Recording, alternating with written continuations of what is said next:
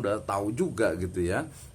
Qot'i lah, jelas bahwasanya sholat itu ya wajib ya, kitaban mauquta ya. Kemudian juga innamal khamru wal maisir wal azlam ya rijzun min amali syaitan fajtanibuh ya, jelas ya bahwasanya khamar, minuman keras, dan juga yang memabukkan itu adalah haram gitu ya. Ini sudah sangat clear, jelas sekali ya. Jadi teman-teman semuanya, kalau kita belajar usul fikih, yang namanya usul fikih memang jelas ya. Jadi ahkamul khamsah itu ya, jadi hukum yang 5: haram, makruh, kemudian mubah, kemudian sunnah, kemudian halal atau wajib ya. Sehingga ahkamul khamsah 5 ini ya memang itu, jadi tegas gitu ya, halal, haram, atau diantara keduanya gitu ya. Makanya dalam hadis dikatakan innal halala bayyinun wa innal harama bayyinun wa bainahuma umurun mustabihat ya. Jadi yang halal itu sudah jelas, yang haram itu sudah jelas. Nah, kalau ada yang belum jelas, berarti ya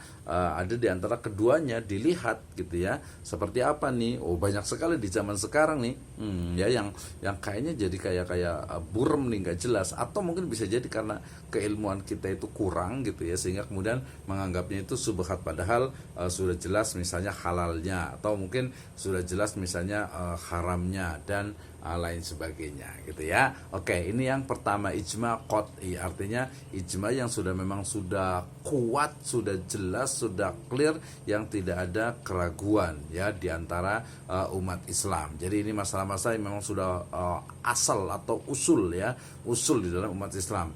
Haji itu ya wajib bagi yang mampu, puasa itu ya wajib bagi yang sudah balik ya, sudah dewasa, dan juga mukim ya. Sholat itu ya wajib bagi yang istilahnya sudah balik, sudah dewasa, dan juga tidak gila gitu ya. Jadi itu sudah menjadi ijma. Nah, yang kedua ya, ada namanya ijma dhonni, yaitu ijma yang tidaklah diketahui kecuali oleh para ulama ya, karena diperlukan pencarian dan pembedahan terhadap teks-teks kitab klasik dan juga ucapan-ucapan ulama terdahulu ya. Jadi ijma dhonni ya, ini adalah ijma yang belum diketahui ya oleh para ulama ya. Kan zaman dulu kan ulama itu banyak yang istilahnya itu terpisah-pisah ya, ada yang di Mekah, ada di Madinah, di Yaman, kemudian juga di Baghdad, kemudian juga di Syria, di Mesir, di Maghrib, sampai ke Andalus ya, sampai ke India, sampai ke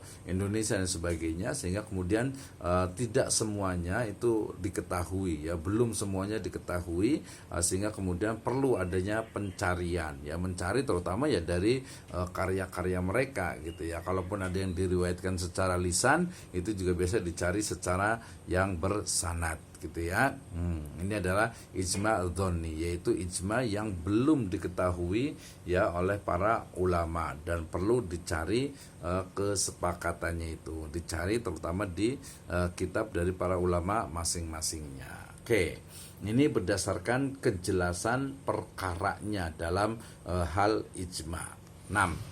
Berikutnya adalah berdasarkan jumlah pendapat yang ada. Jadi tadi kan saya menyebutnya lebih dari 3 gitu ya, atau mungkin ya banyak kan, banyak itu kan ya, banyak itu berapa gitu ya, atau mungkin kalau cuma Indonesia bisa nggak dikatakan ijma. Tadi satu pendapat mengatakan tidak gitu ya, tapi pendapat mengatakan ya bisa gitu ya. Jadi ijma lokal lah istilahnya gitu ya. Nah, berdasarkan jumlah pendapat yang ada ya, maka ijma ini terbagi menjadi 2 ya.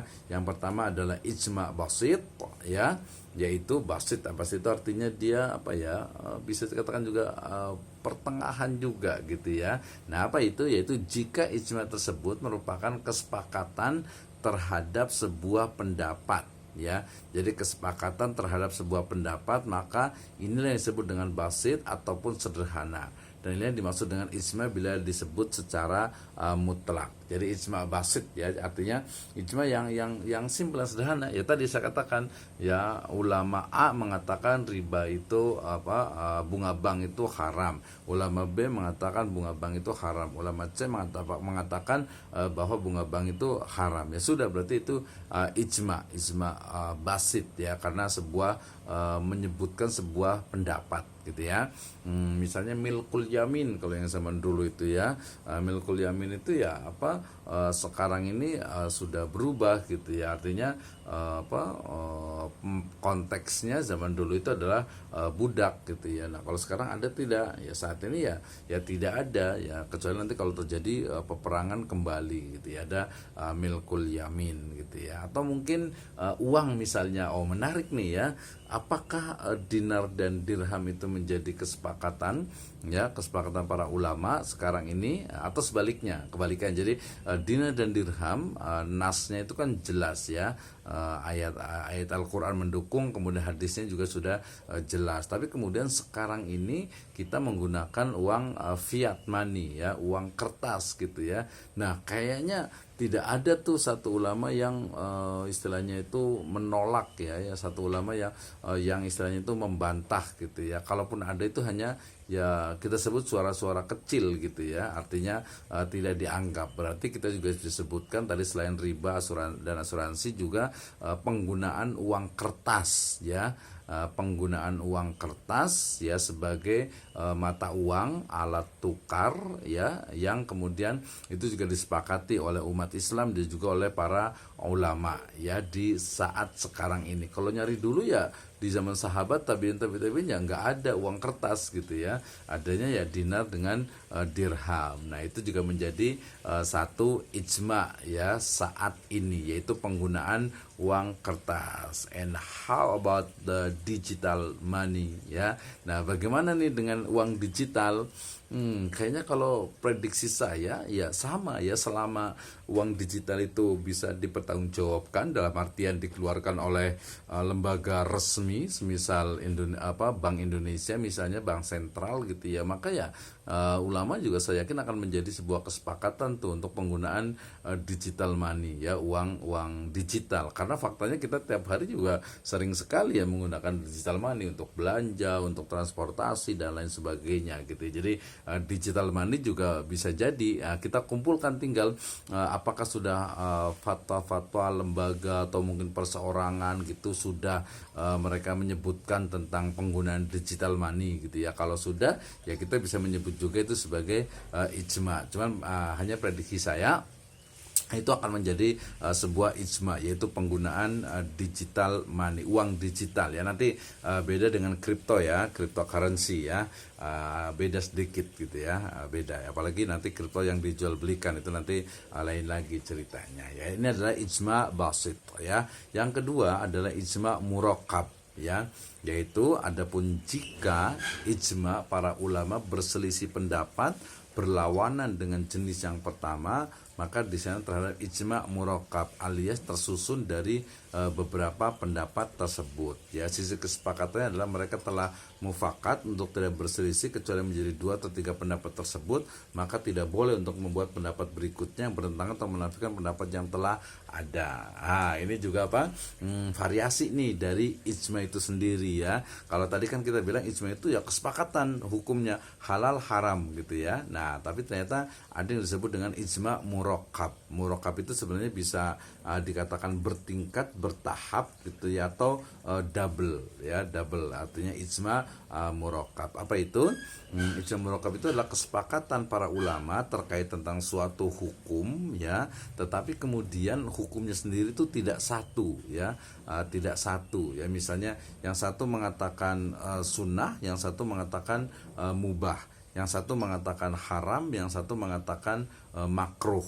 Tapi biasanya itu dia dekat-dekat, nggak mungkin yang satu mengatakan halal, yang satu mengatakan haram gitu. Itu biasanya nggak seperti itu gitu ya, tidak seperti itu. Jadi lebih kepada hukum yang dekat, yaitu haram dengan makruh, kemudian sunnah dengan mubah gitu, atau juga sunnah dengan wajib. Tapi biasanya sunnah dengan mubah atau makruh dengan mubah. Nah, itu biasanya disebut dengan ijma murakkab gitu ya. Misalnya nanti penggunaan transaksi yang mungkin tidak ditemukan, misalnya tidak ditemukan di misalnya itu di bank syariah, misalnya di wilayah-wilayah tertentu itu belum ada. Nah, berarti boleh nggak menggunakan bank konvensional untuk transaksi baik terbatas ataupun tidak. Nah, itu biasanya nanti akan ada kesepakatan. Nah, termasuk juga misalnya agak sedikit berpindah ke bidang kedokteran, misalnya transplantasi, ya transplantasi ginjal misalnya, baik dari manusia ataupun dari binatang lainnya. Misalnya kemarin sempat berkembang ya tentang transplantasi ginjal dengan dengan ginjal khinzir ya, atau babi misalnya gitu. Wah, gimana nih? Ya padahal kan udah jelas babi itu kan jelas haram gitu kan ya, walahmal khinzir gitu ya. Tapi kemudian gimana?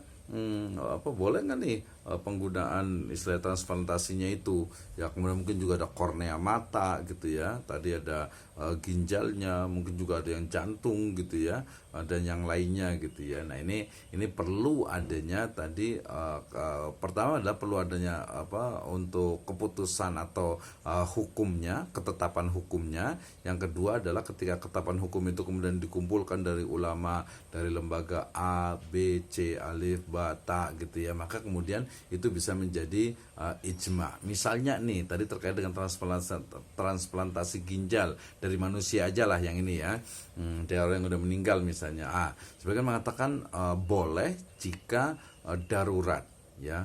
Boleh jika darurat, artinya kalau nyawa manusianya itu terancam, kalau tidak transplantasi ginjal maka dia akan meninggal gitu ya. Para ulama mengatakan boleh gitu ya.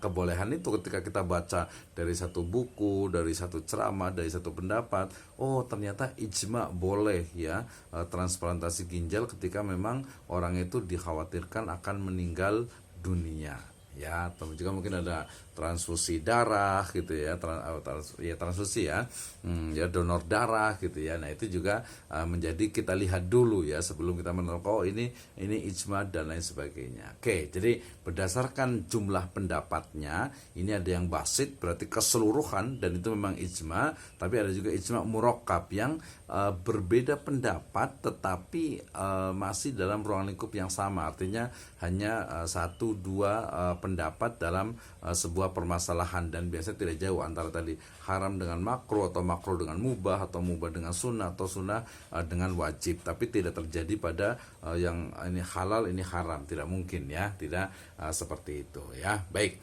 yang berikutnya adalah ijma ya, berdasarkan metode untuk mengetahuinya ya. Jadi bagaimana nih caranya? Yang pertama ada ijma mahsul ya, yang kedua adalah ijma mangkul. Gitu ya. Ijma mashul itu adalah ijma yang didapat dengan usaha seorang mujtahid mengeluarkan kesimpulan ijma dari kitab-kitab para ulama terdahulu, dimulai dari mendata ucapan-ucapan mereka, pendapat-pendapat mereka, dan seterusnya hingga sampai kepada kesimpulan bahwa dalam masalah ini tidak terdapat perselisihan ya. Jadi yang disebut ijma mahsul ya, itu adalah ijma yang dikutip oleh seorang ulama ya, yang diambil dari kitab-kitab para ulama terdahulu. Itu namanya mahsul. Jadi berdasarkan cara mengetahuinya ya. Misalnya kita pengen tahu nih tadi ya tentang cryptocurrency atau digital money gitu ya, atau mungkin masalah yang baru lagi nih, misalnya masalah tadi ada transfusi, ada transplantasi, kemudian juga mungkin ada penggunaan misalnya teknologi digital misalnya gitu ya, dan lain sebagainya gitu, termasuk mungkin ada undian ya, kemudian juga ada kompetisi, kemudian juga ada perlombaan dan lain sebagainya. Kayaknya nanti kita bisa diskusi nih ya, kita bisa tanya satu-satu terkait dengan pemahaman terhadap ijma. Karena waktu kita panjang, nanti saya boleh tanya ya, atau kalau nggak bertanya ya ditanya gitu ya, kalau nggak bertanya ya ditanya. Oke ya, ini jadi saya ulang lagi, ijma mahsul itu adalah ijma yang ditetapkan atau ijma yang disampaikan oleh seseorang karena melihat ya, karena mempelajari dari kitab-kitab ulama terdahulu tentang suatu permasalahan. Ulama A dalam kitab ini mengatakan haram, ulama B dalam kitab B mengatakan haram, ulama C dalam kitab ini mengatakan haram. Oh berarti, ini berarti udah sepakat nih, kan berdasarkan cara mengetahuinya. Nah, gitu ya. Oke, yang berikutnya adalah ijma mangkul, yaitu ijma yang diketahui dengan nukilan dari ulama terdahulu yang mengatakan bahwa dalam perkara ini terdapat ijma. Selain nukilan itu sahih dan dapat ditanggungjawabkan secara ijma, dengan cara ini pun dapat dianggap dan tidak perlu untuk meneliti apakah banyak yang meriwayatkannya itu hanya satu orang. Ya, kalau tadi yang pertama mahsul itu dia mencari A, B, C, D, ulama 1, 2, 3, 4 dan seterusnya. Tapi kalau ijma yang mangkul, mangkul itu artinya nakel, artinya bersambung lah gitu ya. Yang mangkul maka berarti dia hanya seseorang itu hanya mengutip dari ulama yang mengatakan bahwa ini menjadi ijma. Ya, mudah-mudahan bisa dipahami nih ya. Jadi maksud itu dia mengumpulkan banyak pendapat kemudian menyimpulkan ini ijma, sementara yang mangkul itu berarti dia adalah mengambil pendapat di seseorang dari ulama terdahulu yang mengatakan ini jadi menjadi ijma. Jadi gak ribet gitu ya. Jadi langsung ditemukan ini jadi menjadi ijma. Ya, misalnya Ibnu Taimiyah mengatakan ajma'a hadhil masail, ya, telah bersepakat ulama tentang hal ini. Itu berarti adalah ijma mangkul. Mudah-mudahan teman-teman bisa dipahami ya sama-sama. Oke, ini ijma berdasarkan cara mengetahuinya. Nah, berikutnya ini juga menarik dan menjadi diskusi kita juga, yaitu ijma berdasarkan waktunya ya. Jadi ijma berdasarkan waktunya ya, waktu atau masa berarti tadi kita udah sepakat ya, pahami bahwasanya yang namanya ijma itu adalah kesepakatan mujtahid ya setelah wafatnya Nabi. Itu bisa diringkaskan seperti, berarti yang namanya ijma berarti berlaku setelah wafatnya Nabi Shallallahu Alaihi Wasallam. Sehingga ya ijma berdasarkan waktunya yang pertama ini adalah ijma sahabat, yaitu ijma yang dilakukan oleh para sahabat Rasulullah Shallallahu Alaihi Wasallam. Ini banyak sekali nih ya, banyak sekali. Misalnya dari sisi kepemimpinan misalnya ya, bersepakatnya para sahabat tentang pemilihan 4 khulafaur rasyidin ya, Khalifah Abu Bakar, Khalifah Umar, Khalifah Utsman, Khalifah Ali bin Abi Thalib. Ya, berarti itu udah sepakat tuh ya. Dan kembali ke la tajtami ummati ala dhalalah, ya, tidak akan bersekutu, tidak akan bersepakat ya umatku dalam kesesatan. Berarti pemilihan 4 khalifah itu adalah sebuah ijma, sebuah kebenaran. Wallahu a'lam bishawab gitu ya. Kemudian juga yang penting juga dalam masa misalnya kekhalifahan Abu Bakar ya, dan juga Umar sampai pada Utsman, yaitu tentang ijma'nya para sahabat untuk membukukan tadwinul Quran ya, untuk membukukan Al-Quran, untuk menjadikan Al-Quran itu dalam satu mushaf ya. Itu juga sudah menjadi ijma ya, ijma para sahabat, bahkan sampai ya saat ini bahwa itu adalah sah, itu adalah legal ya, bahwasanya Al-Quran yang telah dikumpulkan pada masanya Umar bin Khattab kemudian dititipkan kepada Hafsah ya, kemudian nanti diperbanyak ya pada masa Khalifah Utsman bin Affan sehingga nanti disebut dengan Mushaf Utsmani ya, maka itu adalah sudah menjadi ijma sahabat ya, dan menjadi ijma kaum muslimin bahwasanya itu adalah mushaf Al-Quran yang sah, legal dan benar ya. Dari sini berarti kalau kita ada orang-orang, misalnya ada orang Syiah yang mengatakan mereka punya mushaf tersendiri misalnya gitu ya, berbeda dengan mushaf kaum muslimin. Itu berarti yang menyelisihi. Kenapa? Karena la tajtami ummati ala dhalalah gitu ya. Oke, jelas sekali. Yang pertama adalah ijma sahabat, yaitu ijma yang dilakukan oleh para sahabat Nabi Shallallahu Alaihi Wasallam. Nah, mungkin ada yang belum tahu nih teman-teman semuanya, siapa yang disebut dengan sahabat Nabi ya. Yang disebut dengan sahabat Nabi Shallallahu Alaihi Wasallam itu adalah seseorang yang hidup pada zaman Nabi ya, kemudian bertemu dengan Nabi Shallallahu Alaihi Wasallam dan meninggal dalam keadaan Islam ya. Jadi dia dalam meninggalnya Islam, kemudian juga Islam pada zaman Nabi, kemudian juga bertemu dengan Nabi, ya, sehingga nanti kalau misalnya siapa tuh, misalnya Abu Jahal misalnya kan bertemu dengan Nabi juga, tapi tidak disebut sebagai sahabat, ya. Kenapa? Karena dia meninggal tidak dalam keadaan Islam, ya. Demikian juga ada mungkin seseorang yang mungkin baik kepada Nabi, tapi ternyata ketika meninggal tidak dalam keadaan Islam, berarti dia juga bukan disebut sebagai sahabat Nabi. Sehingga sekali lagi, sahabat Nabi itu adalah orang-orang yang tinggal atau orang-orang yang hidup sezaman dengan Nabi, ya, bertemu dengan beliau. Satu riwayat mengatakan pernah melihat beliau, ya, dan meninggal dalam keadaan Islam. Nah, itu adalah sahabat, ya. Ijma sahabat itu yang pertama. Yang kedua adalah ijma khulafaur rasyidin, ya, yaitu ijma atau kesepakatan dari khulafaur rasyidin, yaitu Khalifah Abu Bakar, Khalifah Umar, Khalifah Utsman, dan juga Khalifah bin Ali bin Abi Thalib, ya. Nah, tentu saja hal ini hanya dapat dilakukan pada masa keempat orang khalifah tersebut, ya. Sehingga kemudian setelah Abu Bakar meninggal dunia, ijma tersebut tidak dapat lagi dilakukan. Nah, kita tahu tadi misalnya mushaf, gitu ya, kemudian juga kepemimpinan dari keempatnya, kemudian juga misalnya juga pendapat atau istihadnya siapa, Khalifah Abu Bakar yang memerangi orang-orang yang tidak mau membayar zakat. Nah, itu juga adalah ijma tuh, ya. Jadi kenapa orang yang tidak mau membayar zakat itu harus diperangi, ya, karena kita pahami bahwa pada masa Khalifah Abu Bakar, ya, As-Siddiq radhiyallahu anhu, ya, orang-orang yang tidak mau membayar zakat itu sejatinya adalah penolakan mereka terhadap Islam. Jelas sekali, gitu ya. Oke, itu yang kedua. Nastamir, tayyib, ya. Yang ketiga adalah ijma shaykhan, ya, yaitu ijma yang dilakukan oleh Abu Bakar dan Umar bin Khattab. Jadi hanya shaykhan, dua orang sahabat ini, ya, karena ini termasuk dua orang sahabat yang paling mulia, dan itu terbukti dengan kuburan keduanya, beliau berdua yang berada di dekat kuburan Nabi Shallallahu Alaihi Wasallam, yang menunjukkan bagaimana kemuliaan dari Khalifah Abu Bakar dan juga Khalifah Umar bin Khattab. Jadi keduanya bersepakat tentang suatu permasalahan, dan itu berarti hanya ada di masa keduanya saja, di masa beliau berdua saja. Oke, itu yang ketiga. Kemudian yang keempat adalah ijma ahlul Madinah. Nah, ini biasanya banyak digunakan oleh madhabnya Syafi'i, ya.